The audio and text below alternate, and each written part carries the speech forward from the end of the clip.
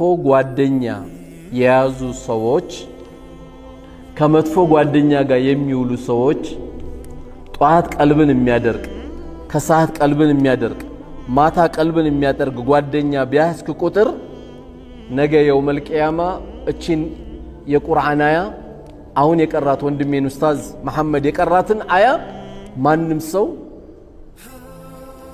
ትካዜ ውስጥ ሐዘን ውስጥ ይገባል። ምን ይላል? ያ ወይለታ ለይተኒ ወይኔ ምኞቴ ይላል። ወይኔ ምኞቴ ያ ወይለታ ለይተኒ ለም አተኺዝ ፉላናን ኸሊላ እና ለጓደኛ የሚባለው ይሄን ልጅን ባልያዝኩት ኖሮ ያ ልጅ የሚያዝ እኮ አልነበረብኝም። ምኞት ነው ግን ምንም አያመጣም። ዛሬ ግን እናመጣለን። እንድናመጣም ነው የምንመካከረው። ለም አተኺዝ ፉላናን ኸሊላ ምን አለ ይህንን ጓደኛ አድርጌ ባልያዝኩት ለምን ምን አጠፋ? ለቀድ አضለኒ አን ዚክር አላህን ከማስታወስ አዘናገኝ። ሐያ ዐለ ሰላህ ሲባል ወደ መስጊድ ያመጣው ይዞት ነው የሚሄድ። ሐያ ዐለል ፈላህ ሲባል ወደ አላስፈላጊ ቦታ ነው የሚወስደው። ሐያ ዐለ ሰላህ ሲባል ቆይ በኋላ እንሰግዳለን ይባባላሉ። ጓደኞቼ እንዳይከፋቸው ሐድራው እንዳይቀዘቅዝ ተብሎ ለሰባት እየተቃመ ነው። ይሄ እንዲቀዘቅዝ አይፈልግም። ለምን? ጓደኞቹ እንዳያዝኑበት አንቺም ብሎ ኢማንኛ እንዳይሉት። እየሰማ ግን ያለው የአላህን ጥሪ ነው። ይሄ ጓደኛ ነገ የጸጸት ቀን ይሆንብናል ማለት ነው። እሱ ደስ እንዲለው ብለው የምትሰራው ነገር አለ አይደል? እሱ ቅር እንዳይለው ብለው የምትሰራው ነገር አለ። ሙእሚን ደግሞ አላህ ይከፋብኛል አይከፋብኝም፣ አላህ ይቆጣብኛል አይቆጣብኝም፣ አላህ ያዝንብኛል አያዝንብኝም ብሎ እንጂ የሚጨነቀው ጓደኛ አይልም። ምክንያቱም ለነብዩ አለይሂ ሰላቱ ወሰላም ትልቅ የዳዕዋቸው የጀርባ አጥንት ስፓይናል ኮርድ የሚባሉት ማን ነበሩ?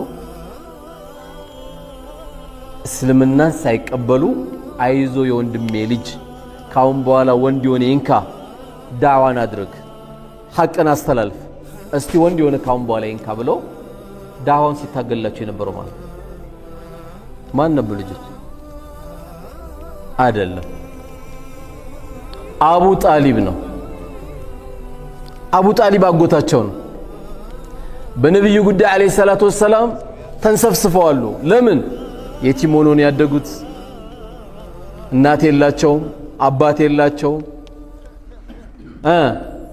ማን የላቸው፣ አያት ሞቶባቸዋል።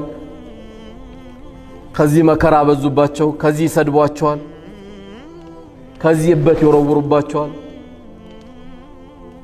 በተለያየ መከራ ውስጥ ሲያስገቧቸው አቡ ጣሊብ ግን ሲያዩ ላኢላሃ ኢለላህ እንኳን አልተቀበሉም። ግን ካሁን በኋላ እስቲ ወንድ የሆነ የወንድሜን ልጅ እንካሉ፣ በቃ አድርግ ዳዋ አሉ።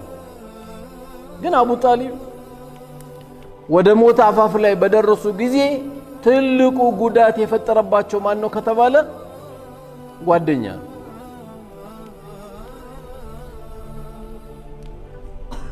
ከዚህ በኩል ማን አለ? ረሱል አለይሂ ሰላቱ ወሰላም አሉ። መሃል ላይ ማን አለ? አልጋው አለ አቡ ጣሊብ የተኛበት። ከዚህ በኩል ደግሞ የተረገመው ማን አለ? አቡ ጃህል አለ። እሳቸው ምን ይላሉ? ያ አሚ ቁል ላ ኢላሃ ኢላላህ ከሊመተን ወሐጁ ለከ ኢንደላህ። አንዴ ብቻ ላ ኢላሃ ኢላላህ አንዴ ብቻ ላ ኢላሃ ኢላላህ ብሎ እንደው አጎቴ አንዴ ላ ኢላሃ ኢላላህ ብሏል ብዬ እንኳን አላህ ዘንድ እንድከራከርልህ ላ ኢላሃ ኢላላህ በል እያሉ ይነግሩታል። ከዚህ በኩል ደግሞ ያ የተረገመ አቡ ጃህል አለ። በዘመኑ ቋንቋ ሼም ነው የሚባለው። አተርገቡ አን ሚለት አብዱል ሙጠሊብ። አረ ሼም ነው እንዴ የአያቶችን ሃይማኖት እንደዚህ ትሞታለህ እንዴ ይላቸዋል። እሳቸው ከዚህ ላ ኢላሃ ኢላላህ በል ይላሉ። አቡ ጣሊብ ወደዚያ ያሉ አቡ ጣሊብ ሐቁን እኮ አውቀዋለሁ። ምን ከለከላቸው? ጓደኛ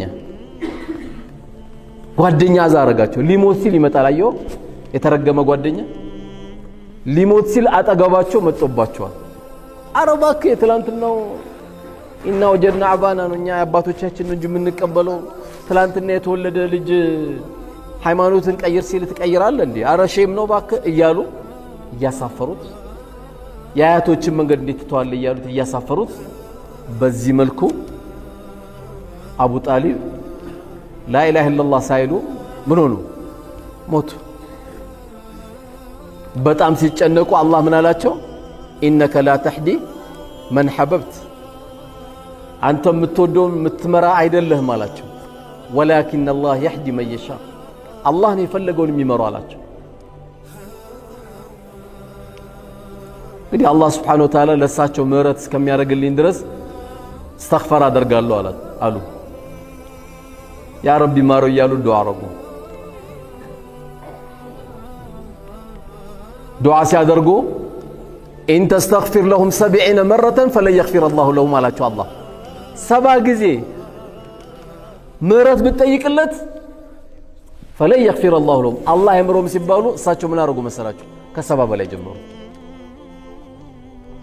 إن تستغفر لهم 70 مرات 70 ነው እንደ ከለከለኝ ከ70 በላይ ማድረግ ጀመሩ ከዛ በኋላ ለአንድ ሙእሚን አይገባውም ለሙሽሪክ استغفار ሊያደርግለት የሚል የቁርአን አያ ሲወርድ ቆመ ሁሉም ነገር ምህረት ማድረጉም استغفار ማድረጉም ቀረ ማለት ነው አሁን በኔና ባንተ እይታ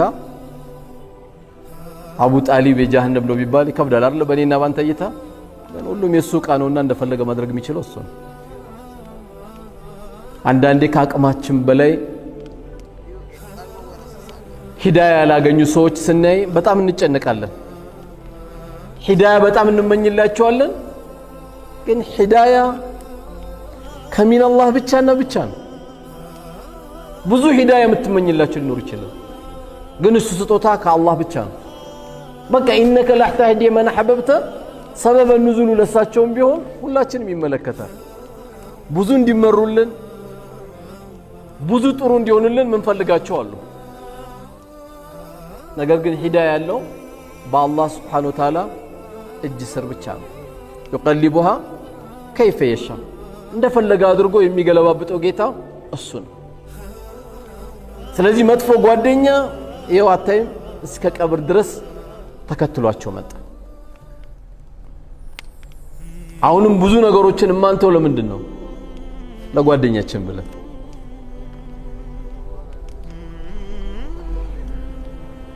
ነገር ግን ከኛ የሚጠበቀው ጓደኛዬ ለነገ አኺራዬ ይጠቅመኛል አይጠቅመኝም በተለይ አሁን ደግሞ ባለንበት ክረምት ነው ልጆች ወደ ቁርአን ቤት የሚላኩበት ነው ወላጆችም ወላጅነታቸውን ረጋ ብሎ ካዩ ብዙ ከልጆቻቸውም ጋር የሚገናኙበት አጋጣሚ ነው ብዙን ጊዜ ወላጆቻችን 12 ሰዓት ተነስተው ለከፊሉ እንቁላል ሲጠብሱ ለከፊሉ ኢንዶሚ ሲሰሩ ለከፊሉ ሩዙ ሲሰሩ ሰርቪስ መጣ ተብሎ ደም ይሮጣሉ ማታ ሲመጡ ደግሞ ያመሻሉ ወይም ቁርአን ቤት ሄደው ያመሻሉ አባት ያመሻል በመተኛትና በመነሳት ሐያት የሚያልፈው አሁን ግን የክረምት ልጆቻችን ጋር አብረን ስንበላ ጓደኛውን እናውቃለን አብረን ስንበላ አመሉን እናውቃለን አብረን ስንበላ ንግግሩን እንለያለን እያንዳንዱን አሁን በጠይቃችሁ የልጃችሁ ጓደኛ ማን ነው ብል በአብዛኛው ሰው ያውቃል ብዙ የፈተና ተሰጥቶ ለወላጆች ብዙ ቦታ ብዙ የልጆቻቸውን ፍላጎት ምን እንደሆነ የማያውቁ ቁርአን ምን ደረሰ ቢባል አሁን እዚህ ጋር 3 ወላጅ በጠይቅ ላበላብ ነው የሚሆኑት ያው ቁርአን ቤት እንደሚሄድ ነው እንጂ የሚያውቁ ስንት ጁዝ እንደደረሰ አላቅም ነው የሚለው አንዳንዱም አላህ ይማረው እንጂ ትምህርት ቤት ሄዶ ወላጅም ተብሎ ልጅ ስንተኛ ክፍል ነው ሲባል 7 ነበር 8 ነበር ስንት ነበር የሚልም ወላጅ አለ አሁን ይሄ ወላጅ ራሱ ወላጅ አይደለም የሚያስፈልገው ለራሱ ወላጅ ያስፈልገዋል ምክንያቱም ኢንቨስት ያደረገ ያለውን እርሻ ምን እንደሚያገኝ አይረሳምና እነዚህ ደግሞ ልጆቻችን ትርፎቻችን ናቸው ጌጦቻችን ናቸው አልማሉ ወልበኑን ዚነቱል ሐያት الدنيا ለነገው አገራችን ብቻም ሳይሆን የዱንያችን ጌጦች ብሎ ነው አላህ Subhanahu Wa Ta'ala ይጠራው ይሄን ጌጥ ለመጠበቅ ልጆቻችንን በዚሁ አጋጣሚ ከልጆቻችን ጋር በደንብ አድርገን ልንገናኝ የሚገባ